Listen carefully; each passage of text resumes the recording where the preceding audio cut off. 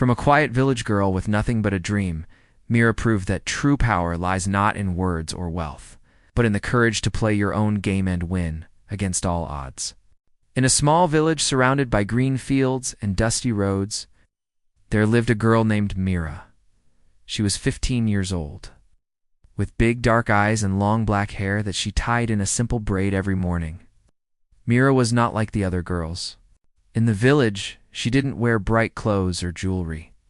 She walked barefoot most of the time, and her old slippers had holes in them. Her family was very poor. Her father had passed away when she was just a child, and her mother worked in nearby houses to earn money. Mira helped her mother by looking after her younger brother Aman, who was just 8 years old. Mira was quiet. She spoke only when needed, and even then, her voice was soft. She didn't play with the other children, didn't join the village events, and rarely smiled. People in the village thought she was strange. Some whispered that she was too simple, too slow, maybe even dumb. But Mira didn't care. She had learned to stay silent, not because she was afraid, but because silence gave her peace. Words, she felt, were often wasted. Every evening after her chores were done, Mira would take Amen to the old tea stall near the banyan tree. The stall wasn't big, just a wooden table, a few benches, and a small kettle bubbling on a coal stove. But it was the heart of the village. Old men sat there for hours, sipping tea and talking about politics, crops, and village gossip. What truly brought Mira there was the game of chess. Yes, chess. On one of the benches sat an old wooden chessboard with faded squares and chipped pieces. 2 old men, Ramesh and Lalaji, played every evening. Their games were slow but intense. They argued over rules, laughed when one made a mistake, and praised good moves. Mira would sit quietly behind them on a stone, holding Amen's hand, watching every move. She didn't understand the game at first. The pieces confused her, the horse, the castle, the little pawn, but she watched every day. She saw how the players moved the pieces with purpose, how they thought before every move. She began to understand the rules without anyone teaching her. No one noticed her learning. No one paid attention to the barefoot girl sitting quietly behind them. One day, Aman asked, "Didi, why do you watch this game every day?" Mira smiled gently and replied, "Because every piece has a reason. And when they move right, they win." Amen didn't fully understand, but he liked how his sister's eyes lit up when she watched the game. At home, Mira couldn't afford a real chessboard, so she drew one in the dirt behind their hut. She used small pebbles and dried leaves as pieces. Amen watched in wonder as she recreated the moves she saw earlier. Sometimes she played both sides, thinking deeply. She would pause, stare at the board, and then make a clever move. She didn't know, but slowly she was getting better. One day, the village school organized a small event. A few boys from the nearby town came for a friendly visit. They were well-dressed, wore shoes, had fancy watches, and laughed loudly. They had brought a chessboard with them and were looking for someone from the village to challenge. The headmaster called some older boys to play, but no one was confident enough. Then someone jokingly said, "Why not ask that quiet girl? She watches every day." The town boys laughed. "Her? Does she even know the rules?" One of them said loudly, pointing at Mira, who stood quietly near the wall. "She doesn't even wear shoes," another laughed. The villagers chuckled too. Some felt bad but didn't speak. Mira didn't react. She looked at the chessboard, and then at the laughing boys. The headmaster, a kind man, stepped forward and asked softly, "Mira, would you like to play?" "It's only if you want to." Mira nodded once. She walked slowly to the board, barefoot as always, and sat down. The town boys were still smiling, but one of them, a tall boy named Rishi, sat across from her to play. He didn't take her seriously. He played fast, carelessly, sure that she wouldn't last more than 5 moves, but Mira's first move shocked everyone. She moved her pawn, but not in the usual way. It was a rare opening that none of the villagers had seen. Ramesh, the old man from the tea stall, was watching from behind. His eyes widened. He leaned closer. He had seen that move before, many years ago, in a book written by a chess master. The game continued. Mira didn't rush. She looked at the board, thought quietly, and then made her move. Every move was clean, smart, and perfectly timed. Rishi's smile began to fade. He tried to confuse her with quick attacks, but she stayed calm. She protected her king and slowly captured his queen. Gasps came from the crowd. People started to gather around the board. The laughter stopped. Now everyone was watching in silence. Even Aemon, sitting on a rock nearby, was staring at his sister with wide eyes. He had never seen her like this, so calm, so strong. Rishi was sweating now. He had underestimated the girl in the simple dress. His pieces were falling one by one. His defense was breaking. Mira's hands moved like a dancer, graceful, firm, and steady. She made a final move, leaned back, and softly said, "Checkmate." Crowd exploded in noise. Some clapped, some just stood in shock. Ramesh chuckled loudly. "That girl? That was brilliant." Rishi stood up, red-faced, unable to believe he had lost. He walked away without a word. Mira didn't look proud or happy. She simply stood up, folded her hands politely, and walked back to Aemon. He grabbed her hand tightly, his face glowing with pride. "You were amazing, Didi," he whispered. "Mayor." Smiled softly, her eyes calm as always. The town boys left quietly, their pride wounded, but the villagers were still talking. Some apologized for laughing earlier. Some asked, where did she learn to play? Others just looked at her with new respect. That evening, Mira returned to her small hut. She made roti for Aemon and her mother, washed the dishes, and sat by the door, looking at the stars. Mother sat beside her and asked, "Did you win?" Today, Mira nodded. "Yes, Amma, I won." Her mother touched her head gently. "You always had something special. The world is starting to see it." Mira looked at the dark sky and whispered to herself, maybe silence isn't weakness. Maybe it's strength.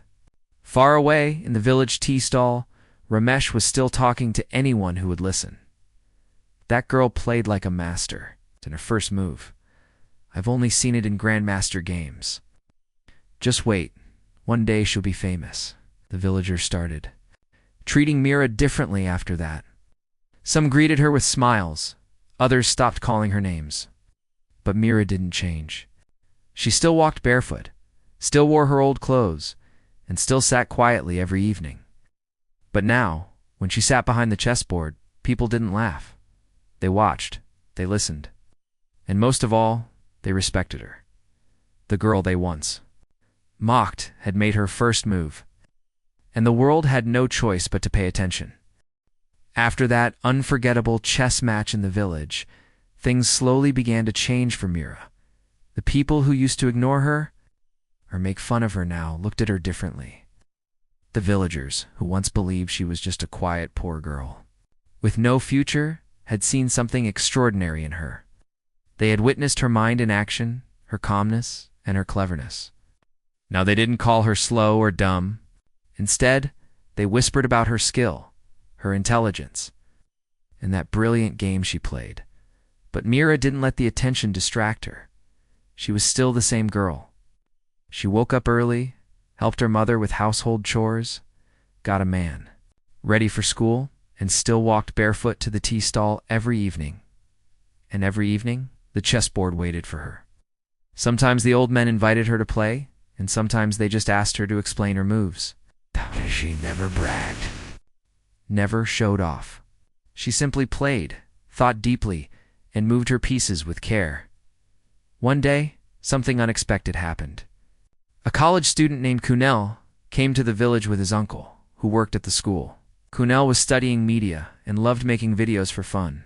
He had seen the clip of Mira's match that someone had recorded on a phone and posted online. It wasn't very clear, but her moves had caught his attention. He asked around and finally found her sitting near the tea stall, quietly watching a game. At first, Kunal thought she might not talk much, but when he asked if he could film her while she played a game, she simply nodded. That day, she played against Ramesh again, but this time the small crowd had grown. People stood around, watching Mira with pride and curiosity.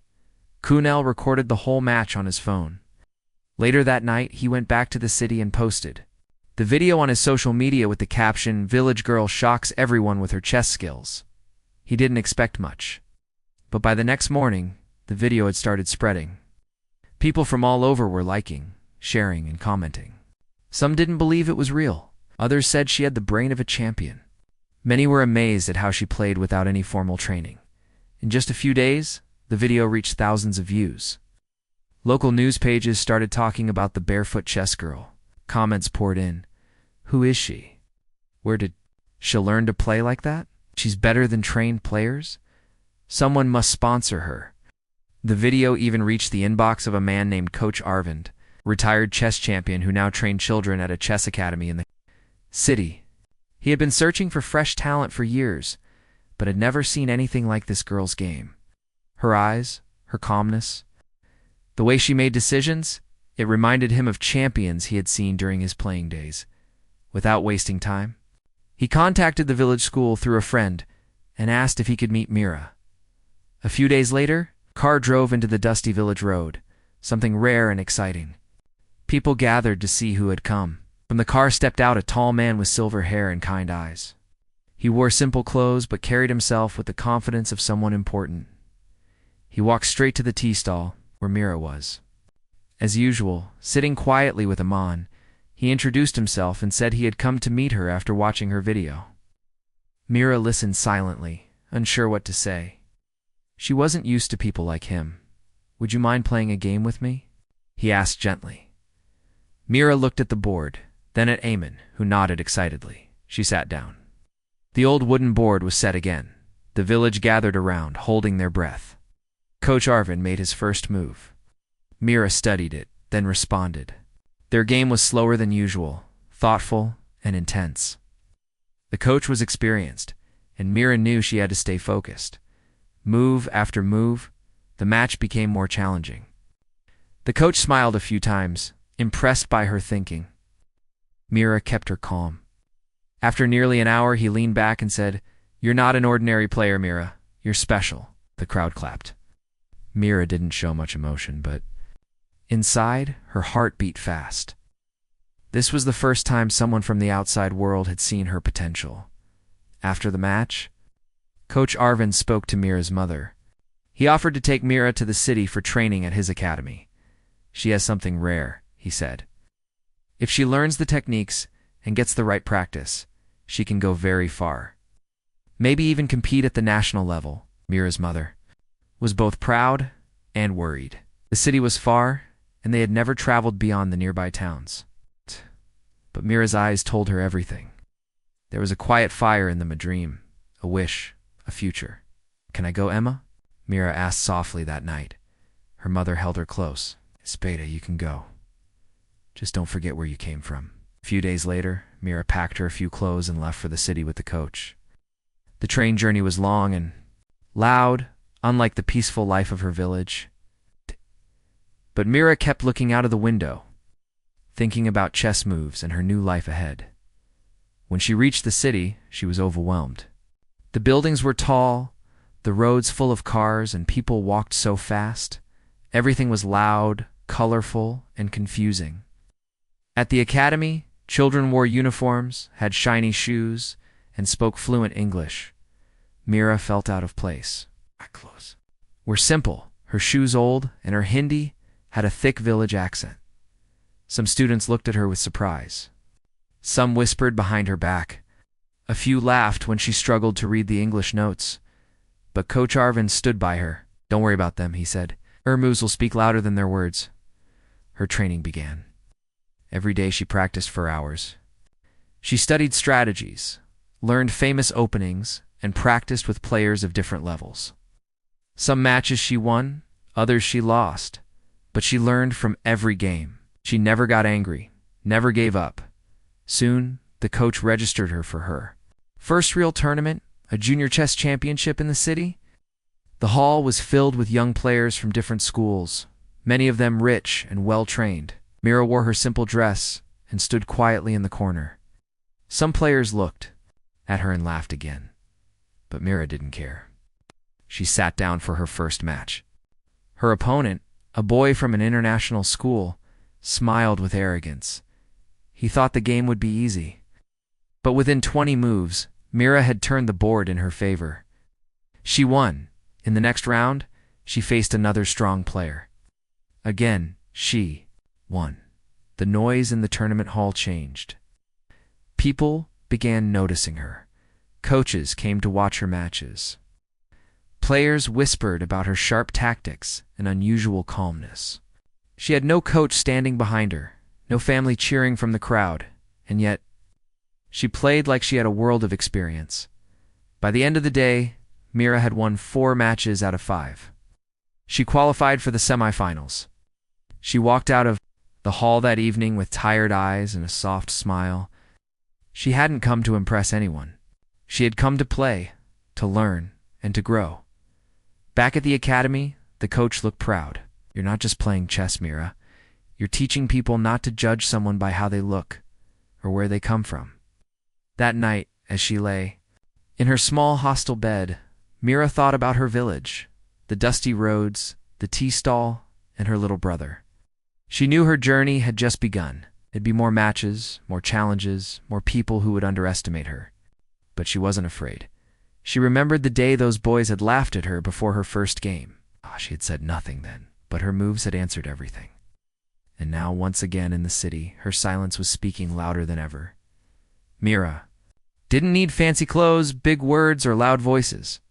She had her mind, her calm heart, and her love for the game. That was enough. And as the tournament continued, one thing became clear. The simple village girl who once played chess with pebbles and sand was now making her mark on a much bigger board. The news about Mira's victories at the chess tournament spread quickly. People at the academy started looking at her differently. The same children who used to laugh at her simple clothes now watched her games with respect. Some even asked if they could practice with her. Mira didn't hold any grudges. She quietly accepted their requests and helped them if they asked questions. For her, the game was never about showing off. It was about thinking, learning, and finding peace in. The way each move led to another coach, Arvind was proud of how Mira handled herself. He had seen many players with talent, but very few with the kind of focus and patience she had. "You play like the river flows," he once told her. "Quiet, steady, but strong enough to move mountains." Soon the academy registered her for a bigger tournament, the State Junior Championship. This was different from her earlier tournament. It had more players, stricter rules, and higher pressure. Winners of this event could go on to compete at the national level. For Mira, it was a huge opportunity. But it also meant harder challenges. She trained harder than ever before. She woke up early, read books about famous chess games, practiced different tactics, and even played online matches with players from other cities. She also started understanding chess theory better: openings, defenses, traps, and sacrifices. Coach Arvind made sure she wasn't just reacting during games, planning several moves ahead. When the day of the state tournament arrived, Mira wore her simple green kurta, tied her hair in a braid as always, and stepped into the hall with quiet confidence. The place was crowded. Players wore sharp uniforms, some with school logos, others with sponsor tags. Some had their own coaches standing beside them, giving last-minute advice. Mira walked in alone, carrying her chessboard and a small bottle of water. As she looked around, she felt a familiar feeling: people staring, some whispering. A group of girls nearby laughed when they saw her worn-out slippers, but Mira didn't react. She sat down at her assigned table, closed her eyes for a moment, and took a deep breath. Her mind cleared as it always did before a game. Her first opponent was a confident boy who had won several school trophies. He smiled when he saw her and said, "Good luck. You'll need it." Mira simply nodded. The game started. The boy played fast, almost carelessly, as if he didn't see her as a threat. But after a few moves, his expression began to change. Mira had caught his knight in a trap, then his bishop. Then 20 minutes, he was down to only a few pieces. Moved slowly, carefully, making no mistakes. She didn't just win, she crushed him. People noticed. By the time Mira reached her second match, others had started watching her games closely. Coaches leaned over to see her style. Players whispered her name. Some remembered the video that had once gone viral. "Is that the same barefoot girl?" She kept winning match after match. Each time, her calm face never changed. She didn't. show anger, or pride. Even when her opponent celebrated a good move, she simply studied the board and planned her next step. One match, however, didn't go as planned. Her fourth opponent was a girl named Ria from a famous private school. Ria was sharp, fast, and had played in several national-level games. Mira tried her usual opening, but Ria knew the counter moves. The match became intense. For the first time in the tournament, Mira was losing. She made a small mistake, lost her queen, and had to play on the defense. The clock ticked. The pressure was high. People gathered around. It felt like the whole room was watching this battle between the girl from the village and the girl from the city. Mira took a deep breath. She knew she had to stay calm. She focused, protected her king, and looked for weaknesses in Ria's plan. But it wasn't enough. Ria played well and finally won. After the match, Mira quietly stood up and congratulated her. Ria looked surprised but shook her hand. The crowd clapped for both of them. Some expected Mira to cry or get upset, but she didn't. She sat in a corner for a few minutes, drank water, and then prepared for her next game. Coach Arvind walked up to her and said, "You lost this one, but you didn't lose your spirit. That's what matters." Mira nodded. She knew losing was part of learning. Every champion had lost before. She would study that game later, understand her mistake, and get better. Her next match was the semi-final. The boy she was facing was known for his aggressive style. He would attack quickly, forcing his opponent to panic. But Mira wasn't like most opponents. She was calm. She let him attack. She defended silently, moved her pieces like a dancer. Avoiding every blow and slowly turned the match, the boy began to grow impatient. He made a wrong move, and Mira used it to trap his queen. From there, she took control of the game. The checkmate came like a quiet storm, unexpected and clean. The hall burst into applause. Mira was in the final. That evening, Coach Arvind sat with her and said, "Tomorrow, you'll play against Ria again. She's your final match. Are you ready?" Mira looked at the board in front of her and replied softly, "Yes, I've been studying her game in my mind. I know what I missed." The next day, the hall was more crowded than ever. News reporters had come. People were talking about the girl who had come from a village, lost one match, but fought her way back to the final. They all wanted to see what would happen next. Mira and Ria sat across each other again. This time, there was no teasing, no arrogance. Ria respected her opponent now. They shook hands. The clock started. The final began. The match was long. Both girls played with everything they had. Ria attacked again, but Mira didn't fall. For the same tricks, she used a new strategy one she had learned from a book just 2 days ago. The audience could feel the tension. Every move brought gasps, whispers, and applause. At one point, Ria looked like she was winning. She had more pieces, and Mira's king looked cornered. Mira surprised everyone. She made a bold sacrifice. She gave up her bishop. The room went silent. People thought it was a mistake. But it wasn't 3 moves later. Mira used her knight and rook to trap Ria's king. The move was brilliant. Even experienced players in the crowd stood up in shock. Ria tried to escape, but there was no way out. Mira whispered the word, "Checkmate." The room erupted in cheers. Mira had won. Reporters rushed to take her photo. People clapped and shouted her name. The judges awarded her the trophy for State Junior Champion. She also received a scholarship to continue her training and travel to national-level tournaments. Ria walked up to her and said, "You deserved this. That was beautiful." Mira smiled and replied, "Thank you. You taught me how to be better." Later that evening, she called her mother from the academy office. When her mother picked up, Mira said softly, "Amma, I won." Her mother cried on the other end, "I knew you would. I'm so proud of you, Beta." Man also spoke on the call. "Didi, everyone in the village saw your photo in the newspaper. You're famous now." Mira laughed quietly. She missed them both. But she also knew this was just the beginning. Back in the village, the tea stall where she had first watched chess games now had a new chessboard, donated by the district officers after hearing her story. Children came there every day, wanting to play like Mira. Some even drew chessboards in the sand, just like she used to do. Mira became more than a champion. She became a symbol of quiet strength, of not giving up, of believing in yourself even when no one else does. She had no fancy clothes, no powerful friends, no rich background, just a sharp mind, a calm heart, and the courage to play her own game, and that made all the difference. Mira's life began to change quickly after she won the state junior championship. Her name appeared in local newspapers, her photo was shared on news websites, and people started calling her the silent chess queen. But even with all this sudden attention, Mira stayed the same.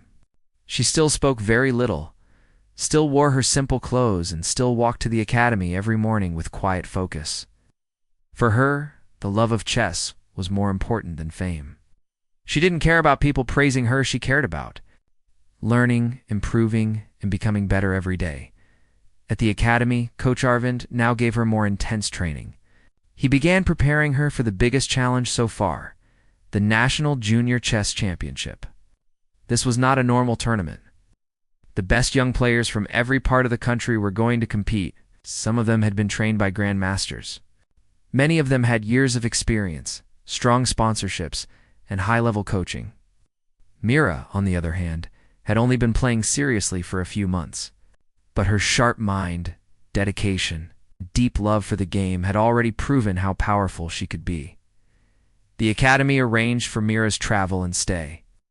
It was her first time going to a big city outside her state. Everything was new. The tall buildings, the busy roads, the airport, the hotel room, with a bed softer than anything she had ever slept on. But even in all the newness, Mira remained focused. She carried her chess notebook, her old diary where she wrote down mistakes and strategies, and her small bag of clothes. She also carried a photo of her mother and Aman, which she kept near her bedside at night. The tournament hall was massive. Hundreds of players filled the room. Some wore suits with school badges, others had laptops and personal trainers beside them. Mira walked in quietly, holding her notebook, and sat down at her table without speaking. Some players looked at her and whispered. She looked different. Her clothes were plain, her slippers old, and she had no team beside her. Just her and her chessboard. But she was not there to be noticed. She was there to play. In the first round, Mira faced a boy from Mumbai. He had a strong reputation and was known for winning tournaments since he was 8.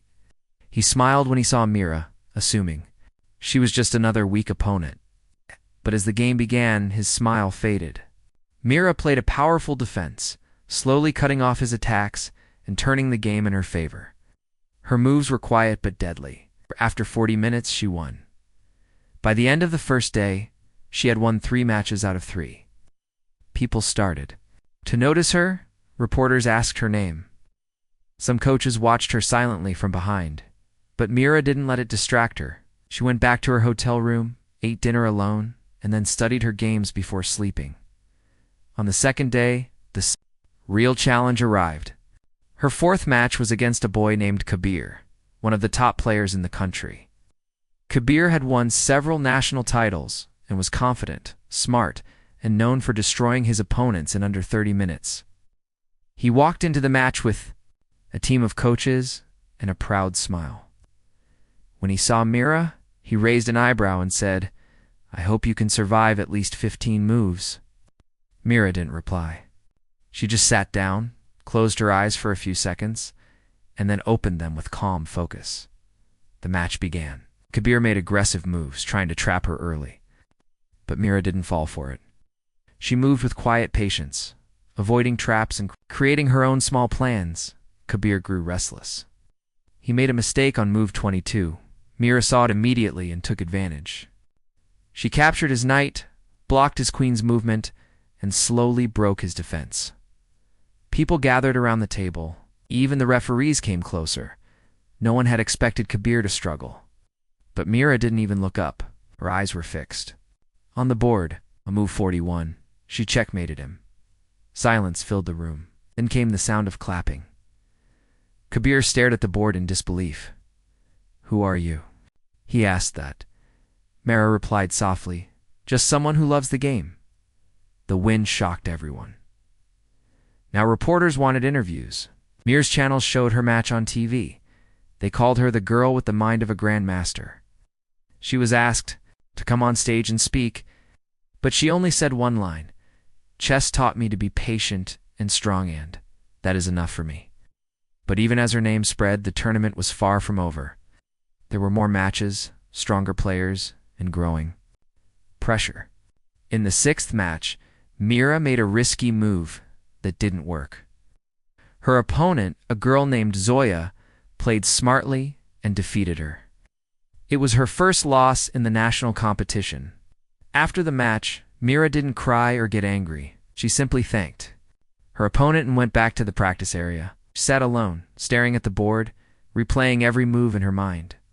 Coach Arvind sat beside her and said, "Champions are not made by victories. They're made by how they handled defeat." Mira looked up and said, "I played too fast. I thought I saw something, but I didn't." He nodded. "And now you've learned something new. That's how you grow." The next match was crucial. If she lost again, she might be out of the final. But if she won, she still had a chance. Mira knew she had to focus completely. No thinking about praise, no fear of failure, just the board, just the game. She sat down to face her next opponent, who had also won 5 matches. It was a long, intense game. Both players played cautiously. Mira used a rare opening she had studied only a few weeks ago. It confused her opponent. Slowly, she gained control. After nearly 2 hours, she found the final move a perfect checkmate. She was back in the race. Now only one match remained. Final, her opponent was Kabir again. He had fought his way back after his loss and had reached the final too. Everyone was excited. This match was now the most talked about game of the tournament. On the day of the final, the hall was filled. TV cameras were set up, commentators were ready, even grandmasters had come to watch. Mira walked in slowly, her braid neat, her kurta ironed, her eyes calm. Kabir looked more serious this time. "I made a mistake last time," he said. "Today will be different." Mira simply replied, "We'll see." The match began. Move after move, the two young players battled. Kabir tried new strategies. Mira countered them one by one. The crowd watched in silence. Even the air felt heavy midway through the game. Mira paused. Kabir had set a trap. Most players would walk right into it. But Mira saw it. She stared at the board for 2 full minutes, then made a surprising move. She sacrificed her rook. The crowd gasped. Kabir smiled, thinking he was winning. But 4 moves later, Mira used her bishop and queen to trap his king in a way no one saw coming. Checkmate, the hall erupted. Cameras flashed, people stood up and clapped. Even Kabir stood and shook her hand with respect. "You're better then." "All of us thought," he said. "Meh," replied with a soft smile. "I'm just getting started." She was declared the national junior champion. The trophy was handed to her on stage. Reporters asked questions, but Mira only said, "I come from a small village. I learned chess by watching. If I can do this, any child can if they believe in themselves and never stop learning." Back in her village, the entire community gathered in front of a big screen in the school courtyard to watch her match. When she won, children cheered, elders clapped, and her mother cried with joy. Eamon ran around shouting, "My sister is the best in the country." The village school got letters from different chess organizations offering to sponsor children. The tea stall where Mira used to sit now had a new board set up. Children took turns learning how to play. And in the middle of it all was Mira. Not just a champion, but a girl who proved that talent doesn't need wealth, respect doesn't need loud voices, and dreams don't need fancy clothes. They had laughed at her once, but now the whole country was listening. After winning the National Junior Chess Championship, Mira's life changed in ways she'd never expected. The little village girl who once sat silently watching chess games under a tree had become a national sensation. News channels interviewed, her newspapers printed her story, and many people called her a symbol of hope and determination. But through all this fame and attention, Mira remained the same quiet, humble girl who loved chess for its beauty and challenge. When she returned, To her village, the whole community welcomed her like a hero. There were banners, flowers, and celebrations. Children crowded around her, wanting to touch her hand, to hear her speak, and to learn from her.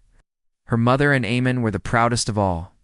They had watched Mira grow from a shy girl into a strong young woman, and now everyone could see it too. Despite all the excitement, Mira didn't want to stop here. She knew there were bigger tournaments ahead, international competitions, where players were even more skilled and experienced. Her coach Arvand arranged for her to join a special training program that would prepare her for these challenges. This meant traveling to different cities, staying away from home for long periods, and facing new pressures. But Mira was ready. She began training harder than ever before. The days were long and filled with practice games, studying famous matches, learning new strategies, and improving her mental strength. Chess was no longer just a game. It was her life's work. Every move mattered. Every decision could make the difference between victory and defeat. At the training center, Mira met players from all over the country, and even from other countries. Some were friendly and supportive, while others were competitive and proud. But Mira never let jealousy or rivalry affect her. She focused on her own growth and respected everyone she met. During one practice match, an international coach noticed Mira's style. He approached her and said, "You have the heart of a champion. Have you thought about playing for the international team?" Mira smiled shyly and said, "I want to learn more first, but I hope someday." Months passed, and Mira's skills grew. She played in national and international tournaments, sometimes winning, sometimes losing. Every experience taught her something new. She learned how to stay calm under pressure, how to analyze her opponent's weaknesses, and how to stay confident even when the odds were against her. Meanwhile, back in her village, Mira's success inspired many children, especially girls. Before, many families didn't think girls needed education or special skills. But now, they saw Mira's story and began encouraging their daughters to study and follow their dreams. The local school started a chess club, and Mira's old tea stall became a training place for young players. One day, Mira was invited to speak at a big event in the city.